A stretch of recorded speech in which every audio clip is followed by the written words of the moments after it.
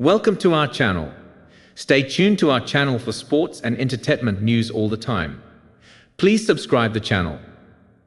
Area coaches say women's hoops in a great place, as Final Four looms. Tampa. In a sense, we're getting a Seinfeld stand-up tour in 1995. We're being treated to a Nirvana show in the grunge era. We're ringside for a Tyson fight, circa 1988. In other words, the Bay Area is being treated to women's basketball's signature event at the apex of the sport's popularity.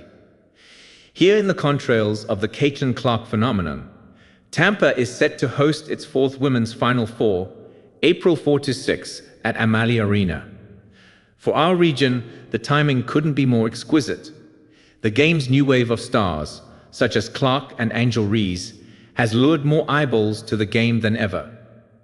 Last year's NCAA final between South Carolina and Iowa drew a record 18.9 million viewers, 4 million more than the men's final. ESPN, which owns the WNBA's broadcast rights, reported the league's playoffs averaged 1.1 million viewers, up 139% over the previous year, to make it the most viewed WNBA postseason in 25 years. Moreover, parity is prevailing at the college level.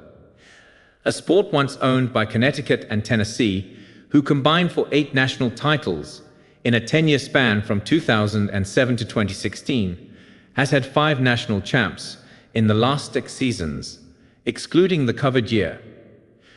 Gosh, I think we couldn't be in a better place right now, longtime University of Tampa women's coach Tom Jesse said. I think the game has really taken on a lot of eyes. It's a great time to be in women's basketball.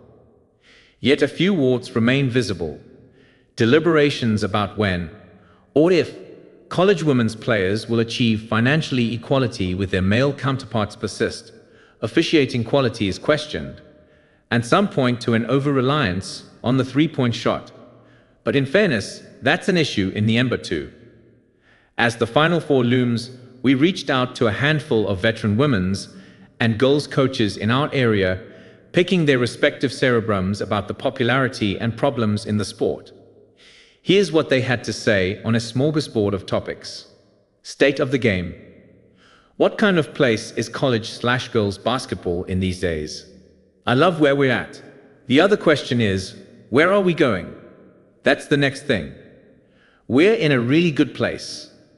The WNBA's got the stage set, the college games got the stage set for women's basketball, high school, and all down the chain. It's an exciting time for us. But now where do we go? You get one shot at this, normally speaking, to take the next step. Jesse. I think it's in a great place, and I am so thankful that I have the opportunity to be the vice president of the Women's Basketball Coaches Association. And then I'm going to become the president. And the Final Four being here in Tampa, and the Tampa A Sports Commission, and being involved with USA Basketball, I couldn't be happier at this point of my career, seeing how much this game's grown and the support the women's game has. Asked women's coach Cozy Fernandez. I think it is in a very good place. I think up-and-coming females have a better opportunity than my generation of players had. And I feel that, wow, the upside of it all. Did we ever expect women to make $1 million for playing the game? Lakewood girls coach and Spartans alumnus, Nicole Tunsil, who led Iowa to the 1993 Women's Final Four. The Caitlin Clark effect. What impact did the uber-popular Iowa/WNBA star have on the sport? I think that has changed a lot of things. I think you have an average, humble, driven female that knows what can be accomplished. It's not like she jumps out of the gym or has been blessed with these innate physical abilities. But it's someone that has worked hard and shows humility and has been driven to accomplish great things. And I think it's a great role model for young girls to be able to see and be able to follow that. Keswick Christian girls coach Carmine King, who recently coached her 1,000th game at the school.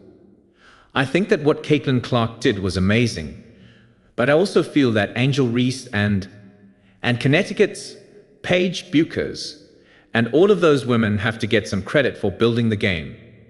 Ask God, Juju Watkins, the young lady at Texas, Madison Booker. I think they all came up at the right time and impacted the game in a time when people were focused on equality. So I think they just took advantage of the opportunities, and they're getting what they deserve. Tunsil. What she did for the Wanba is ridiculous. And the fact that they're traveling even 10% better, they're not traveling like they should, but they're traveling better, and they're eating better. It's just amazing. Everywhere she goes, it's like the Beatles, so it brings a lot of positivity.